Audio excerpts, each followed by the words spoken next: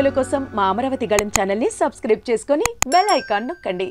ఏపీలో సార్వత్రిక ఎన్నికలకు సమయం దగ్గర పడుతున్న నేపథ్యంలో కాంగ్రెస్ పార్టీ బాధ్యతలు చేపట్టిన వైఎస్ షర్మిల ఇప్పుడు దూకుడుగా ముందుకెళ్లేందుకు ప్రణాళికలను సిద్దం చేసుకుంటున్నారు. 175 అసెంబ్లీ సీట్లలో 25 ఎంపీ సీట్లలో కాంగ్రెస్ పోటీ చేస్తుందని బాధ్యతల స్వీకరణ సందర్భంగా ఆమె ప్రకటించారు. అదే సమయంలో కాంగ్రెస్ పార్టీకి ఊపు తెచ్చేందుకు వీలుగా తాను 2 సీట్ల నుంచి పోటీ చేసేందుకు సిద్దమవుతున్నారు షర్మిల. ఓవైపు తన సొంత గడ్డ అయిన రాయలసీమతో పాటు అమరావతి ప్రాంతంపై ఫోకస్ పెడుతున్న షర్మిల అందుకు తగినట్టే 2 ప్రాంతాల్లోనూ పోటీకి ప్లాన్ చేసుకుంటున్నట్టు తెలుస్తోంది.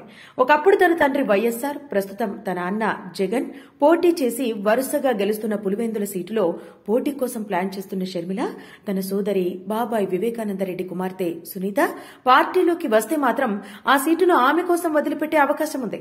లేకపోతే పులివెందులతో పాటు అమరావతి ప్రాంతంలో 2 సీట్లను పోటీకి పరిశీలిస్తున్నారు.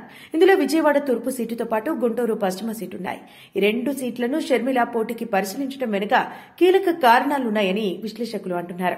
ఒకప్పుడు కాంగ్రెస్ పార్టీకి కంచుకోటలైన విజయవాడ తూర్పు, గుంటూరు పశ్చిమ సీట్లలో గతంలో ఆ పార్టీ 6 సీట్లు గెలిచింది.